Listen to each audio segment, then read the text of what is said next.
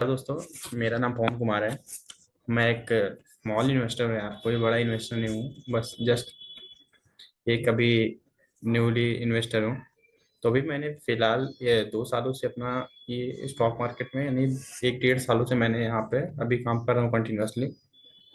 तो अभी एक नया नया ट्रेंड आया कि MTF ट्रेडिंग नाम से एक ये फैसिलिटी प्रोवाइड होती है किसी भी इन्वेस्टर्स के लिए कि अगर उसके पास लेस अमाउंट में मनी है तो ज़्यादा शेयर्स खरीद सकता है। वो भी उसको लेवरेज मिलता है एक टाइप का, जो कि 4 एंड 5 टाइम्स होता है। तो इस चक्कर में ऐसा होता है कि इस केस में बहुत सारे जो अपने रिटेल भाई लोग होते हैं, जो छोटे कैपिटल वाले होते हैं, वो सोचते हैं कि किसी भी शेयर में ज़्यादा तेजी देख करके किसी भी स्टॉक में चले जाते हैं। तो फिर ये ऐसा होता है कि वो केस में उसी में फंस जाते हैं। और MTF के बहुत सारे स्ट्रिक्ट रूल्स होते हैं या बहुत सारे नियम होते हैं जो आपको नहीं पता होता है। कि जैसे आपका किसी भी शेयर में 20% कैपिटल यूज होता है। जैसे मैंने ये शेयर दिखा रहा हूँ आपको कि जैसे ये रेल विकास है। अगर आप इसको MTF में बाय करेंगे, ये मार्केट अभी 9:15 पे क्लोज होता ओपन होता है, तो इसीलिए वहाँ MTF तभी स्टार्ट होता है। तो इस पे आपको 648 रुपीज़ का ये स्टॉक है, तो इसको आपको खरीदने के लिए only around may be 120 rupees max, या 140 या 240 रुपीज, डिपेंड करता है कि आपका कैसा लेवरेज है। तो उतने पे आपको मिल जाता है। तो सभी लोग खरीद लेते हैं। और ये होता है कि जैसे अपने इसको शेयर को खरीदा, 100 शेयर खरीदा आपने, तो आपको टोटल 60,000 के अप्रोक्स में देना पड़ता है, 65 या 66,000। पर इसमें सबसे जो आपको चीज़ पता नहीं होती, वो चीज़ होती है कि जब मार्केट डाउनफॉल होता है, जैसे मार्केट पर डे, पहली बात तो MTF का चार्ज लगता है पर डे हिसाब से अराउंड 350 रुपीज चार्ज लगता है, ठीक है। जो कि पहली बात हो गया। MTF इसलिए थोड़ा सा कि हाँ, डेली आपको 350 रुपीज चार्ज देना पड़ेगा जब तक आप उसे होल्डिंग रखते हैं। और सेकेंड थिंग ये होता है कि आपको पर डे जो भी उसका, जैसे आज आपका बैलेंस जो है, कि आज आपका जैसे आपने स्टॉक खरीदा था, आज स्टॉक लॉस में है, तो आपको उतना उसमें अमाउंट पे करना पड़ता है, नहीं तो आपको बैलेंस नेगेटिव में दिखाएगा। तो अगर आपका बैलेंस नेगेटिव में दिखाता है, जैसे मैं आपको दिखा देता हूँ कि अभी तो मेरा बैलेंस, मैंने कुछ शेयर सेल किए तो इसलिए मेरा पॉजिटिव दिखा रहा है। एक मिनट। तो नहीं तो मेरा बैलेंस आज माइनस में था, इसी वजह से मुझे, मेरे पास थोड़े पैसे कम पड़े, तो मुझे वो शेयर सेल करना पड़ा। तो इसलिए मैं आपको भी बता दे रहा हूँ यार कि प्लीज़ थोड़ा सा इससे दूर रहिए, अभी अच्छा है।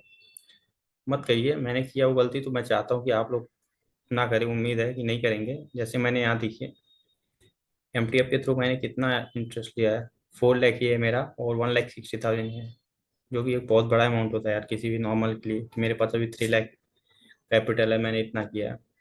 मेरा लॉस हुआ अराउंड 30 to 40,000 रुपीज, बट इतना एडजस्टेबल है क्योंकि मैंने कुछ है कि जिससे मैंने एडजस्ट किया। अभी देखिए मेरा पोर्टफोलियो है, जब से मैंने यहाँ किया है, तो 8,000 मेरा अभी HL में लॉस चल रहा है, और ट्रेंड में है, प्लस में है। पर मुझे इन दोनों का दिक्कत नहीं है, क्योंकि ये दोनों मैक्स टू मैक्स 10 to 15% गिरेगा। इससे ज़्यादा जल्दी बहुत बड़े शेयर्स हैं, तो गिरने के चांसेस बहुत कम है। तो ये ठीक है, मैंने ये तीनों को बेच दिया है। मैंने भी वही थोड़ा सा रिटेल के चक्कर में आकर, लालच में आकर के किया था। बट या मैंने इसमें अराउंड 16,000 लॉस लिया और बुक कर लिया मैंने। बाकी इन दोनों को मुझे दिक्कत नहीं है। HCL भी बहुत अच्छी कंपनी है, सभी को पता है कि इनका काम कैसा है, तो इसमें इतना दिक्कत की बात नहीं है। तो HCL के लिए तो मैं भी, कोई टेंशन नहीं है इसमें। भले ही आज 3% गिरा, कोई बात नहीं, मेरे लिए सब सही है, 8,000 चल जाएगा।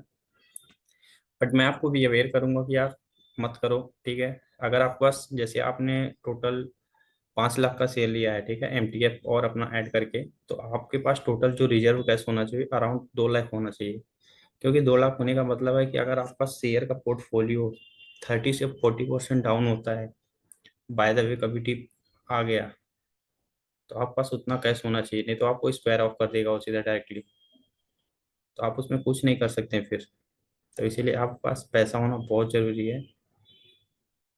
तो आपको उतना एटलीस्ट रखना पड़ेगा। अभी जैसे मेरे पास रिजर्व कैश में अराउंड 1 लाख के ऊपर है।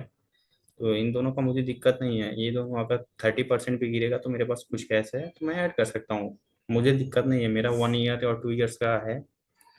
2 ईयर्स तक मुझे रखना है। और इसमें रहता है कि एमटीएफ में आपको टोटल अराउंड 18% इंटरेस्ट पे करना पड़ता है 1 ईयर में। जब टोटल आप पूरा कैलकुलेट करेंगे तो अराउंड 18% इंटरेस्ट आता है। ठीक है यार, अगर 40% भी रिटर्न मिलेगा तो 22% तो रिटर्न बनता है ना, तो इतना दिक्कत नहीं है, चल जाएगा। हाँ बट स्टॉक अगर नेगेटिव में आता है तब आपके लिए थोड़ा सा है कि अगर 1 महीना रहता है तो ठीक है, पर बाद में ऐसा नहीं होना चाहिए जहाँ कंटिन्यूसली अगर लॉस में जाएगा तो फिर आपको तकलीफ देगा। सो ये वीडियो है एमटीएफ के ऊपर, प्लीज़ अच्छे से इन्वेस्टमेंट करके देख करके तभी शेयर पे एमटीएफ पे ट्रेडिंग करें, नहीं तो मत करिए, नहीं तो बहुत लॉस होगा।